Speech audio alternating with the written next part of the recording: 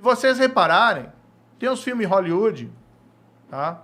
Que acaba com o criminoso pousando de avião Se no dando Rio bem. de Janeiro. Ah, Não tem. aqui é conhecido como paraíso de não vai dar nada, né? Não vai dar nada. O cara fugindo pro Brasil da polícia no exterior. Tem um filme que eu acho que não é da época de vocês, que é o do Tom Hanks, o mais antigo. Ele ainda não estava mega famoso, né? Que é Um Dia a Casa Cai. E é mais ou menos a história assim, eles compram uma casa, eles querem comprar aquela casa dos sonhos, aí compram uma casa, e a comédia do filme é que a casa começa a cair aos pedaços. E o corretor que vende a casa desaparece. Daí tem uma cena do filme lá que, mas cadê o cara, né? Cadê o corretor? Ah, fugiu pro Brasil. Putz. Aí o Tom Hanks assim até fala, nada sutil, não, mas não tem polícia lá, né? Não tem justiça. Cara, às vezes parece que não tem. E agora você tem essa reação. Mas na Lava Jato, não. Na Lava Jato, você estava me perguntando, né? As pessoas começaram a mudar. O criminoso começou a confessar os crimes. Isso nunca aconteceu no Brasil. De um cara que roubou dinheiro.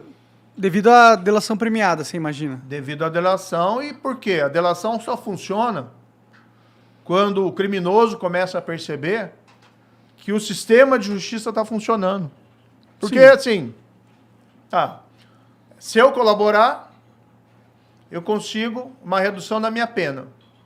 Se eu não colaborar, nada vai acontecer comigo, porque a justiça não funciona. Qual que você vai escolher?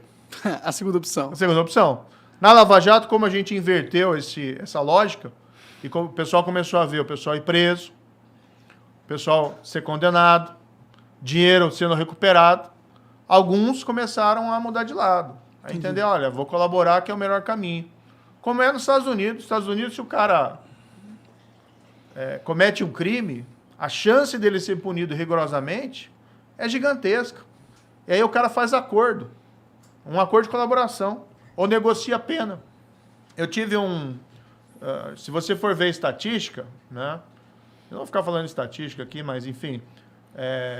Nos Estados Unidos, mais de 90% dos casos criminais acabam com acordo. Com o cara confessando. Mas daí o cara, em vez de pegar a prisão perpétua, pega lá 30 anos. Em vez de pegar 10 anos, pega 5. Porque o sistema funciona. E se o cara sabe que tem prova contra ele, ele vai confessar. Aqui não, o que a gente vê? É um bando de bandido, roubando, nada acontecendo. Teve a Lava Jato, que mudou isso. E eles começaram daí a cumprir. E agora você tem gente que quer, não, eu não quero isso. Eu não quero responder pelos meus crimes. Eu quero ficar impune. Eu quero meus 100 milhões de dólares lá na conta na Suíça sem ser incomodado. Sim. É isso que está acontecendo, infelizmente. Teve muita, assim, do valor, da grana que foi desviada, teve qual o tamanho do pedaço que a gente conseguiu recuperar, cara? Olha, tem uma página do Ministério Público, tá? Os procuradores, que eles tinham essas estatísticas dizendo exatamente quanto tinha sido recuperado.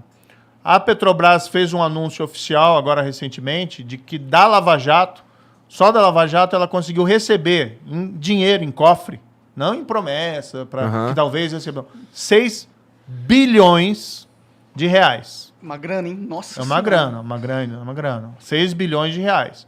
Então, nunca ninguém recupera tudo isso. E várias empresas que fizeram acordo na Lava Jato, porque pagaram suborno, reconheceram, que é aquela lógica também lá dos Estados Unidos, embora demoraram muito, tem uma previsão de recuperação de valores da ordem de 14 bilhões de reais. Mas isso eles ainda estão pagando, então não posso te cravar assim que vai devolver 14 bilhões de reais. Tá. A gente não consegue também quantificar o total real que foi desviado, consegue? É difícil, né? Porque corrupção, o problema assim, é um crime que você tem nas sombras.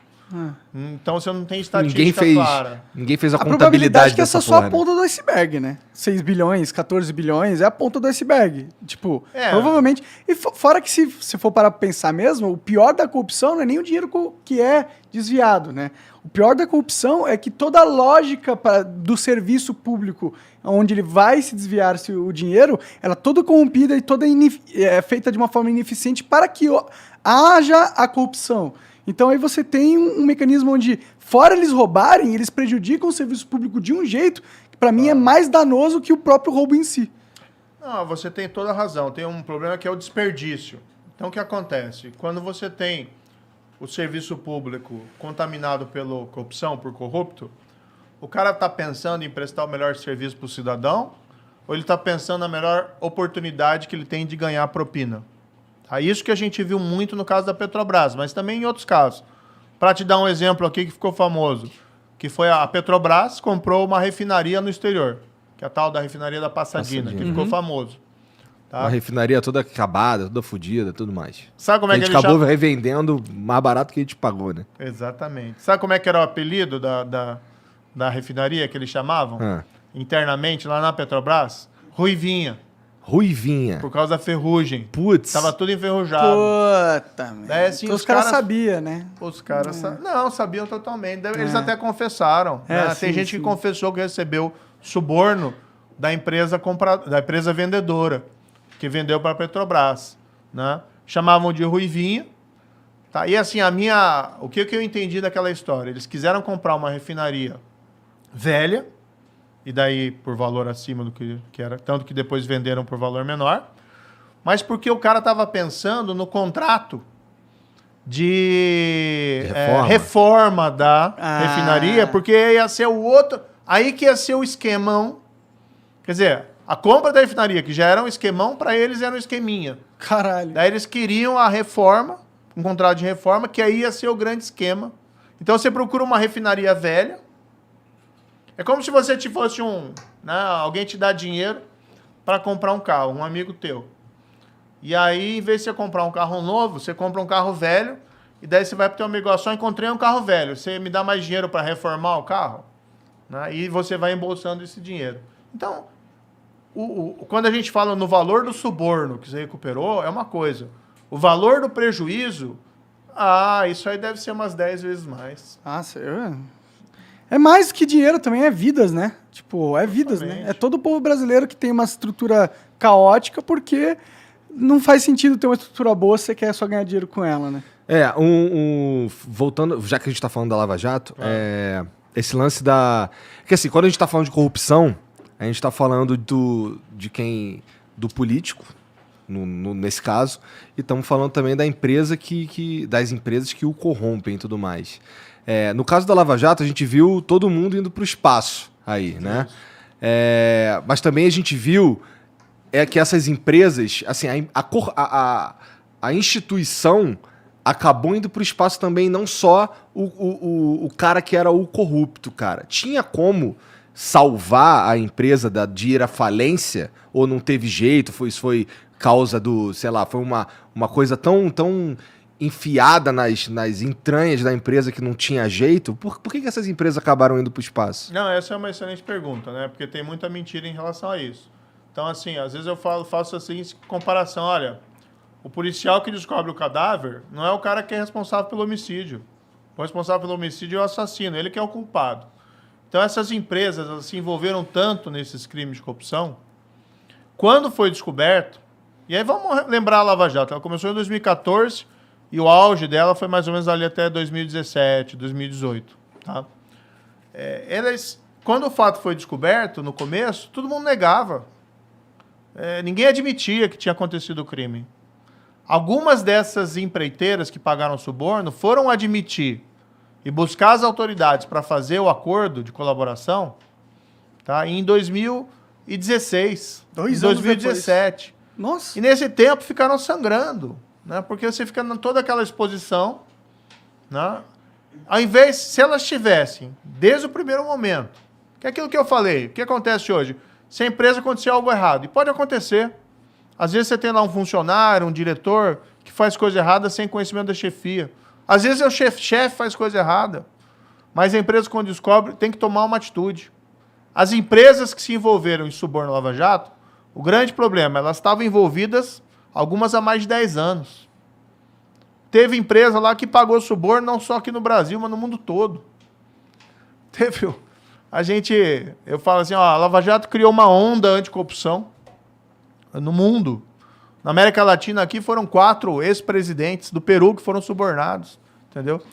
Aí essa empresa, ao invés de ela colaborar desde o início, ela foi colaborar 2 anos depois, 3 anos depois. Aí o estrago estava feito. E aí o estrago estava feito para a reputação, para a imagem e tal. Se elas tivessem, desde o primeiro momento, procurado as autoridades e colaborassem, e o que você vai fazer como juiz ou procurador? Não tem o que você fazer. Porque a empresa cometeu o crime. Tá? Qual que é a única saída para ela? Ou oculta o crime, a gente não quer, tá? Ou ela colabora. É a saída, e já tinha saída legal para isso desde 2014, desde 2013, que a lei é do ano anterior, 2013. Então, assim, infelizmente, né, a minha opinião sobre isso, as empresas demoraram muito, tá, para colaborar, e isso amplificou os danos sofridos por elas. Agora, é engraçado que daí você pega um monte de gente daquela lista da Odebrecht, que recebeu suborno, né, amigo, Cerrado, Justiça, Amante, e vem falar lá, vocês quebraram as empresas. Meu amigo, quem quebrou as empresas foram vocês que se corromperam e que aceitaram suborno por anos e colocaram elas nessa situação difícil. Foram vocês que fizeram isso. Não, a gente lutou contra o crime. Quem se envolveu no crime foram vocês e quem pagou suborno contra vocês. Então, a vergonha, mais uma vez, a vergonha está em vocês e não na gente que lutou contra isso.